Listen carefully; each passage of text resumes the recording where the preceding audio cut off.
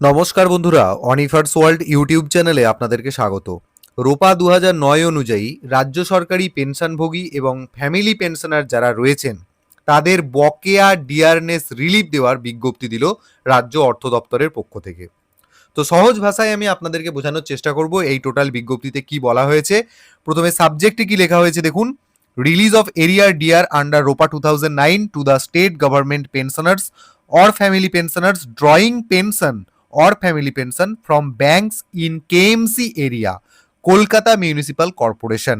এই জায়গাটা থেকে আশা করে বুঝতে পারছেন স্পেশালি কাদের জন্য এই অর্ডারটি দেওয়া হয়েছে। তবু আমি প্রত্যেকটি পয়েন্ট আপনাদের সাথে আলোচনা করার চেষ্টা করছি। প্রথমত যেটা বলা হচ্ছে যে এর আগে সরকার ডিয়ারনেস রিলিফের বকেয়া দেওয়ার নির্দেশ দিয়েছিল, কিন্তু কলকাতা পৌরসভা মানে কলকাতা মিউনিসিপাল কর্পোরেশন এলাকার অনেক পেনশনভোগীর আগের পেনশন প্রদানের তথ্য সংশ্লিষ্ট ব্যাংকের কাছে না থাকায় বকেয়া ডিয়ারনেস রিলিফ আটকে ছিল।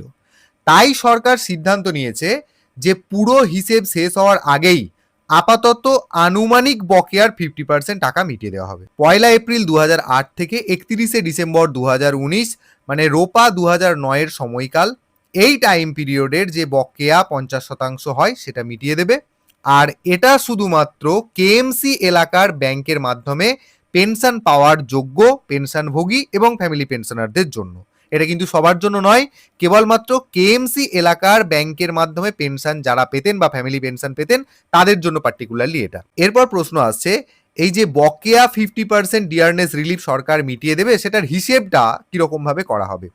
অ্যাকাউন্টেন্ট জেনারেলের তথ্য, ফিনান্স ডিপার্টমেন্টের ঘোষিত যে ডিয়ারনেস রিলিফ তার পরিমাণ এবং এআইসিপিআই অনুযায়ী 100% নিউট্রালাইজেশন ধরে টোটাল হিসেবটা করা হবে। সরকার WBIFMS এর অধীনে নতুন bank pension management portal already চালু করেছে।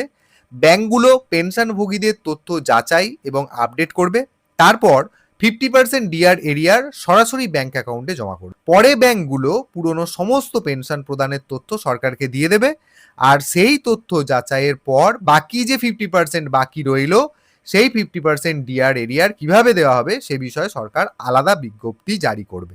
তো সংক্ষেপে বললে যেটা হয়, কেএমসি এলাকার ব্যাংকের মাধ্যমে পেনশন পাওয়া যোগ্য পেনশনভোগী যারা রয়েছেন তাদের জন্য বলাই যায় এক প্রকার সুখবর। 2008 সাল থেকে 2019 সালের বকেয়ার আনুমানিক 50% আগে দিয়ে দেওয়া হবে, আর বাকি 50% পরে যাচাই শেষে আলাদা নির্দেশ অনুযায়ী দিয়ে দেওয়া হবে, আর টাকা সরাসরি ব্যাংক অ্যাকাউন্টে পাঠিয়ে দেওয়া হবে। তাহলে সমস্যা কিন্তু ধীরে ধীরে মিটছে। সুপ্রিম কোর্টের যেমন আদেশ সেই অনুযায়ী কিন্তু রাজ্য সরকার সেই ধরনের পদক্ষেপ গ্রহণ করছে।